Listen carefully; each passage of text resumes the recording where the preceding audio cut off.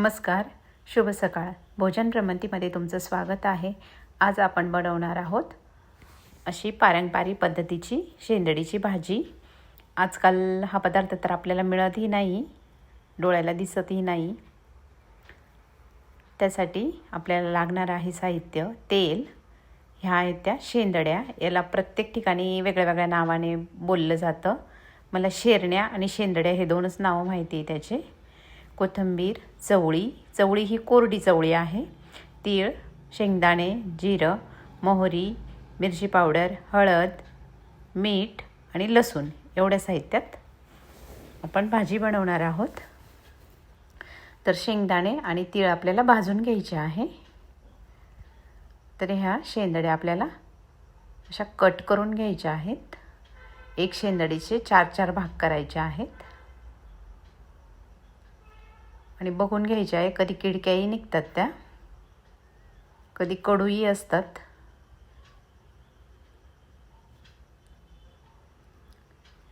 आजकाल तर शेंदड्या ह्या डोळ्याला दिसत पण नाही.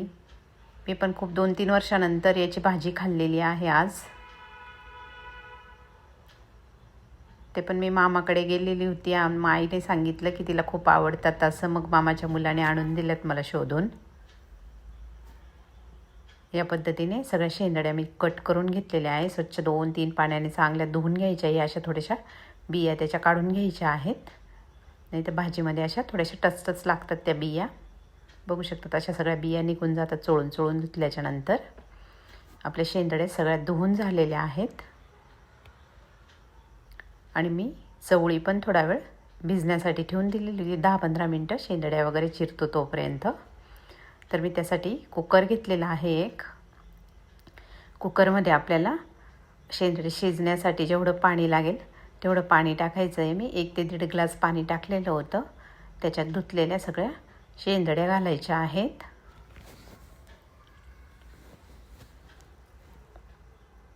आणि त्यानंतर भिजवलेली चवळी पण टाकून द्यायची आहे त्याच्यात. आणि कुकरचं झाकण बंद करून घ्यायचं आहे. आणि मी हे मंद गॅसवरती 1 शिट्टी करून घेतलेली होती ह्या कुकरला. त्यानंतर मी कढई ठेवली तापायला. आपल्याला शेंगदाणे छान मंद गॅसवरती असे खरपूस भाजून घ्यायचे आहेत. खूप जणांना तर ही भाजीही माहीत नसेल, पण माझी खूप आवडती भाजी आहे ही. माझीच नाही, आमच्या घरात सगळ्यांनाच ही भाजी खूप आवडते. शेंगदाणे छान भाजून झालेले आहेत. त्यात मी तीळ टाकून घेतलेली आहे. तीळ पण छान तडतडेपर्यंत आपल्याला भाजून घ्यायचे आहे.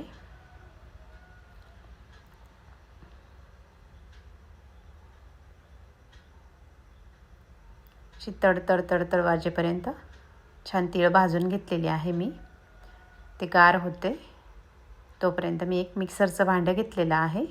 त्याच्यामध्ये कोथिंबीरच्या काड्या आणि लसूण हे मिक्सरला बारीक पेस्ट करून घ्यायची आहे. याची आपल्याला न पाणी घालता छानशी बारीक पेस्ट तयार झालेली आहे. मी ती एक प्लेटमध्ये काढून घेते. आणि त्याच मिक्सरच्या भांड्यामध्ये आपल्याला शेंगदाणे आणि तीळ पण बारीक करून घ्यायचे आहेत.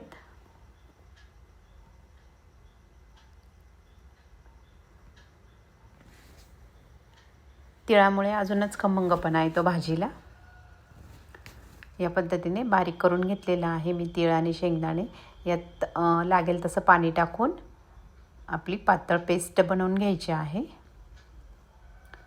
या पद्धतीने मी पेस्ट बनवून घेतलेली आहे. बघू शकता तुम्ही किती छान पेस्ट झालेली आहे ती.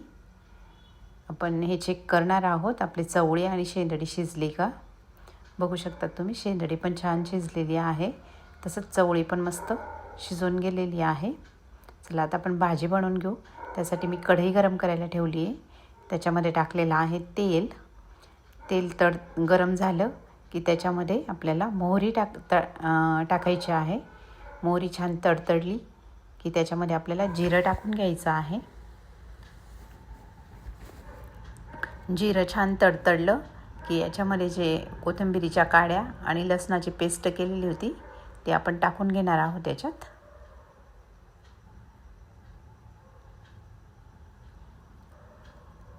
छान मस्त फ्राय करून घ्यायचं आहे. लसणाचा उग्रवास काढून घ्यायचा आहे. छान फ्राय झाल्याच्यानंतर लसणाचा उग्रवास निघून जातो आणि त्याच्यामध्ये आपल्याला चवीप्रमाणे लाल मिरची पावडर आणि थोडीशी हळद टाकायची आहे आणि हे मिश्रण पण छान मिक्स करून घ्यायचं आहे.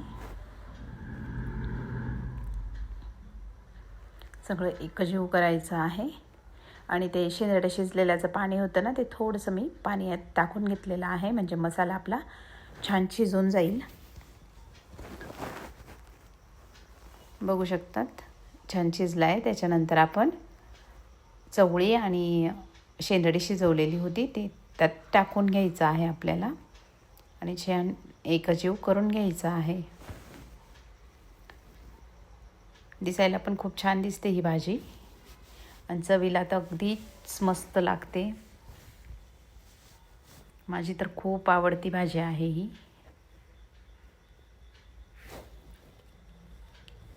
आणि तुम्हाला लागेल त्या पद्धतीने तुम्ही गरम पाणी करून टाकायचं आहे. याच्यामध्ये घट्ट पातळ तुम्हाला पाहिजे त्या पद्धतीने तुम्ही टाकून घेणार आहेत पाणी.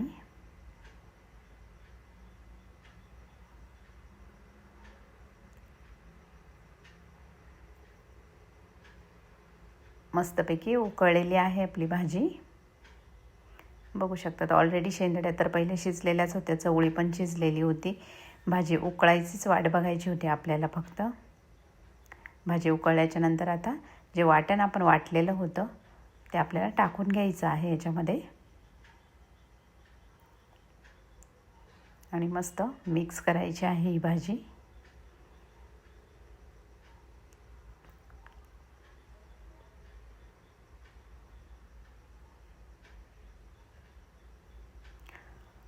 तिळीमुळे काय होतं, पांढरा कलर येतो पण चवीला खूप छान लागते भाजी.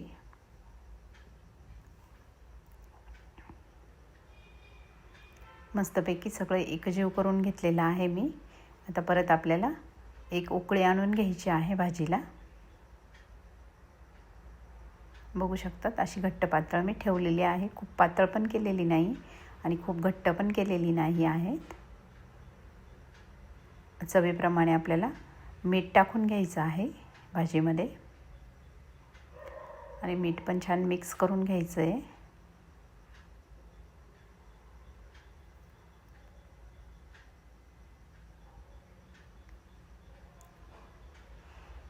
आणि मंद गॅसवरती 2-3 मिनटं उकळू द्यायची आहे भाजी. त्याच्यानंतर आपण कट केलेली मस्त हिरवीगार अशी कोथिंबीर टाकायची आहे. भरपूर अशी कोथिंबीर टाकलेली आहे मी. कोथिंबीर पण छान मिक्स करून घ्यायची आहे आपल्याला भाजीमध्ये.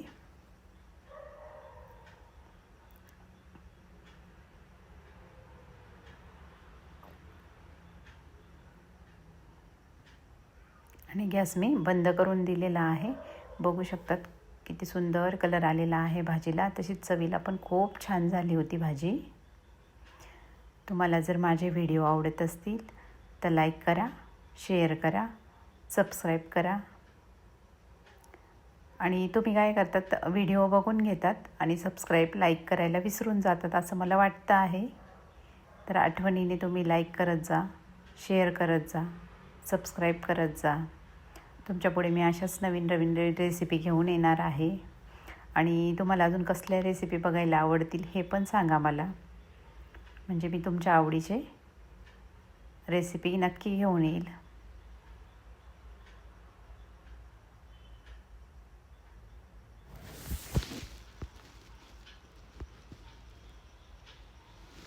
बघू शकतात किती छान तवंग आलेला आहे भाजीला.